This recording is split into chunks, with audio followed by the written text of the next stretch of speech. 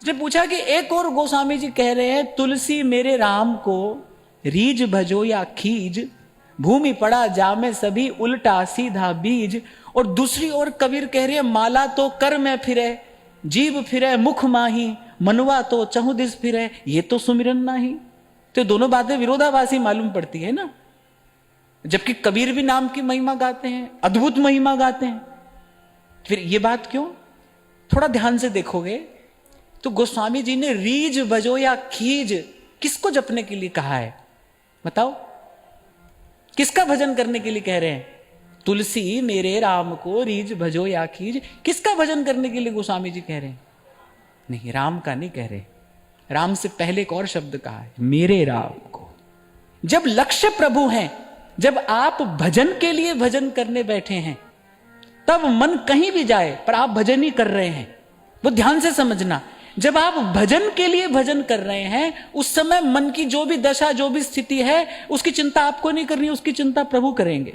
इसलिए गोस्वामी जी ने तुलसी श्री राम को भी कह सकते थे, तुलसी प्रभु राम को भी कह सकते थे। कह रहे तुलसी मेरे राम को। पहले प्रभु में वो जो अपनापन है ना, यदि आप अपनेपन से प्रभु का भजन कर रहे हैं, तभी तो भगवान ने कहा कि गोस्वामी जी ने पूछा, मम हृदय भवन प्रभु तोरा, यहां आए बसे बहु चोरा। तो ठाकुर जी ने कहा, भाई तुम इसकी चिंता मत करो, करने दो इन काम क्रोध लोभ मोह को अपना उत्पात, ये तो हमारा भवन है, हम देखेंगे जब हमारी इच्छा होगी 1 मिनट में इनका सफाया कर देंगे, तुम इसकी चिंता मत करो। और वहां जब कबीर कहते हैं ना, मनवा तो चहु दिस फिरे, मन को इच्छा यदि संसार की 10 दिशाओं में पड़े पदार्थों की है और फिर कोई भजन कर रहा है, तो फिर कबीर कह रहे हैं ये भजन भजन नहीं है। कहने का तात्पर्य यह है कि भजन भजन तभी है जब प्रभु के लिए किया जाए, जब प्रभु के लिए प्रभु का नाम लिया जाए, तब भजन भजन है। और ऐसी स्थिति में मन लगे न लगे, इसलिए तो कई बार आपको कहता हूं, भाई मन की ओर मत देखिए। किस लिए भजन करना है? कि गुरु की आज्ञा है, इसलिए करना है। मन पर हमारा नियंत्रण नहीं है, मन तो मनमोहन संभालेगा, हमको लक्ष्य प्रभु को रखना है। बस बार बार यही टटोलना है अपने आप को। 2 दिन से मैं आपको यही निवेदन कर रहा हूं, आप ये देखिए हम चाहते क्या है। कहीं मन में संसार की इच्छा तो नहीं है? संसार की कोई वस्तु आपको हानि नहीं पहुंचाएगी। मैं बहुत संभल कर ये बात कह रहा हूं, संसार की कोई वस्तु आपको हानि नहीं पहुंचाएगी अगर आपके भीतर उसकी इच्छा नहीं है। तो संसार की वस्तु तो जड़ है, किसी भी वस्तु को भला या बुरा हम ही तो बताते हैं, हम ही तो निश्चित करते हैं। वस्तु भली बुरी नहीं है, एक वस्तु किसी के लिए भली है, किसी के लिए बुरी है। एक वस्तु किसी के लिए बहुत महत्वपूर्ण है और किसी के लिए उसका कोई मोल नहीं है।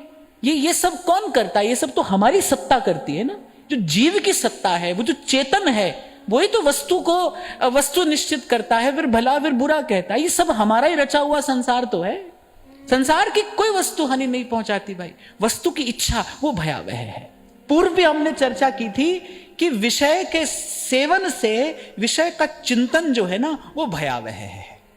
आपको मैं बड़ा अच्छा उदाहरण देता हूं, बहुत ध्यान से समझना इस बात को। ये जो बार बार बल दिया जा रहा है ना कि कहीं हम चाहते तो नहीं है संसार को पाने की इच्छा तो नहीं है, वो भीतर का सब आनंद नष्ट करने वाली है, वो प्रभु से दूर ले जाने वाली है। तो विषय का जो सेवन है उससे कहीं अधिक भयावह है विषय का चिंतन।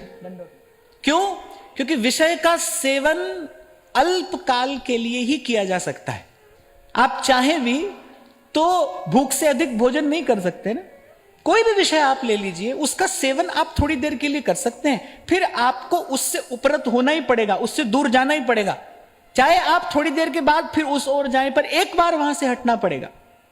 लेकिन विषय का चिंतन जो है वो तो निरंतर निरंतर निरंतर जीव करता है। और ऐसे अपने चिंतन से ये बात हाथ में आती है कि विषय के सेवन से मन दुर्बल होता है, तन मन दुर्बल होते हैं विषय के सेवन से, और विषय के चिंतन से मन दूषित होता है।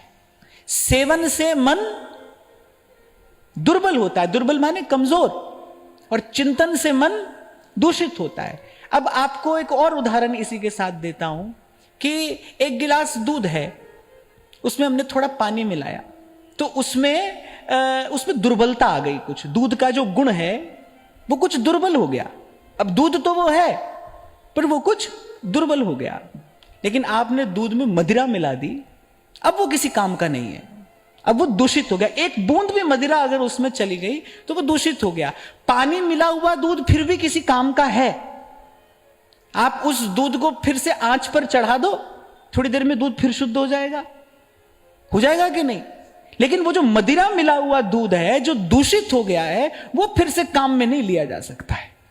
मां के पेट से तो कोई सिद्ध होकर आता नहीं है, अपना कर्म प्रारब्ध लेकर ही तो जीव संसार में आता है। बहुत बार गलती होती है, बहुत बार वो संभलता है, गुरुजन कृपा करते हैं, संतजन कृपा करते हैं, सत्संग कृपा करता है और व्यक्ति को बार बार सुधरने का अवसर मिलता है। तो हमने तो ये देखा कि भाई विषय के सेवन से जो दुर्बलता आ गई वो संयम से दूर हो जाती है, लेकिन जो विषय का चिंतन है ना, वो तो अंतःकरण को बिल्कुल दूषित कर देता है, वो फिर मन को किसी काम का नहीं छोड़ता।